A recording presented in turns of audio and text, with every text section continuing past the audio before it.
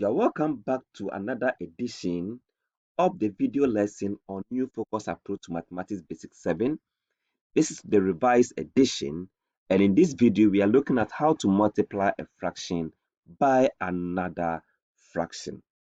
This lesson can be found in page 129. Remember, we've learned how to find a fraction or multiplying a fraction by a whole number, okay? And that can be done easily. If I can do cancellation, I do cancellation. If I can multiply the numerators over the denominators, we can do that. This is a whole number and it's over 1. So since I can't divide 5 and 4, I can just multiply 2 times 4, which I have 8, and multiply 5 times 1, which I have 5. So that becomes the answer. This is very cool, right? Now let's look at it in terms of fraction by another fraction. So we have this set of fractions here to multiply. We want to multiply the following fractions. That is 1/3 times 2/5 times 3/4 times 4/7. All right. So we have two options here, which I'm going to take you through all. The first option is to multiply all numerators, okay, and then multiply all denominators. And then when you finish, you divide or you break it to the lowest form or reduce it to the lowest form. So let's do that first. Now let's multiply 1 times 2 is 2. 2 times 3 is 6. 6 times 4 is 24. So we have 24 here, right? Now on the part of the denominator, we have 3 times 5, which is 15. 15 times 4, and that will be 60, right? And then 60 times 7 is 420. So we have 420 here. Now our target is to reduce this fraction to the lowest form, right? And we have 24 divided by 420. So take your time and go through the divisions that we've learned already in the book. And I'm sure when you do that, you have your answer to be 2 divided by 35, and that becomes the answer for the whole fractions here.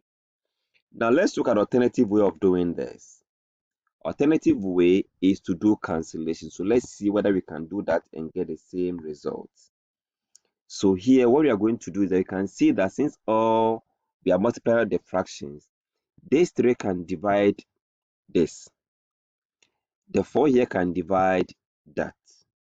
Now what is left? I have 1 times 2, which will be 2. I have 5 times 7, which is 35. And that becomes the answer. Isn't that cool? So your choice is yours, either to go by multiplying numerators, multiplying denominators, or if you have a means of doing cancellation and it's possible, you go ahead and you do that. All right, let's take another example and see. How do you multiply these fractions? These are in mixed numbers or mixed fractions, so we can reduce them to improper fractions for easy multiplication, right? So the first number I know is 2 1/4. So 2 1/4 means I multiply 2 times 4, which is 8 plus 1. So I have 9 divided by 4 times 1 2/3. And 1 2/3 means I'm going to get 3 times 1, which is 3 plus that, which is 5 divided by 3. Then I have 3 3/5.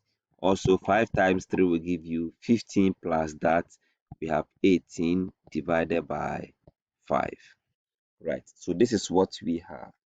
So you can multiply 9 times 5 times 18 and write it down. You can also multiply 4 times 3 times 5 and write it down and reduce them.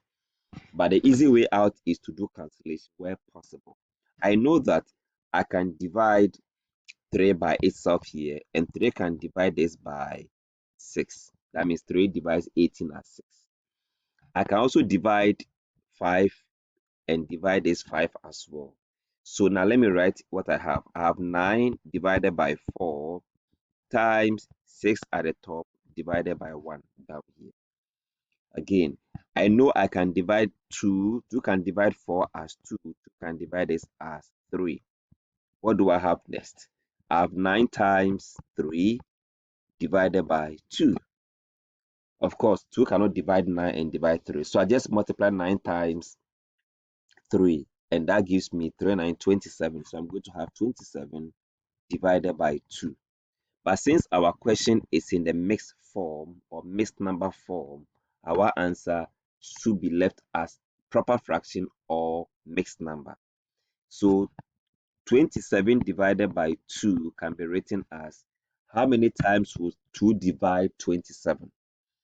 And 2 can divide 27 as, that is 13, and 13 remainder what? Because 2 times 13 is 20, so remainder 1 divided by the 2. So that becomes the answer for the multiplication. Now let's look at the last example. Sarah is planting flowers in her garden. She uses 3/5 of a bag of soil for one flower bed, and again uses 1/3 bags for another flower bed. If she wants to make the second flower bed twice as large as the first, how much soil will Sarah need for the second flower bed? And so again, so here we are doing multiplication, obviously, because if she uses 3/5 of the soil of the bag of soil for the flower, and then she does 1/3 for another one, and as she want to do the second one, she want to make the second flower twice as large as the first, then we can multiply here by 2. Then we multiply by the second flower bed, which is 1/3. And 1/3 means 3 times 1 is 3 plus 1, 4 divided by 3. Now let's do the multiplication together. Again, we can see number that can easily be cancelled, like 3 can divide this up 1, and 3 can divide here also as 1. Then we have 2 times 4, which we know that is going to give us 8. And then 5 times 1 left here will give us 5. And so our answer can be written as one whole number 3 divided by 5. So this simply means 1/3. Okay, so Sarah will need 1/3, okay, soil for the second flower bed if she wants to make the second flower bed twice as much as the first. All right, with this we come to the end of this lesson. Go ahead and solve more questions as you have in your textbook.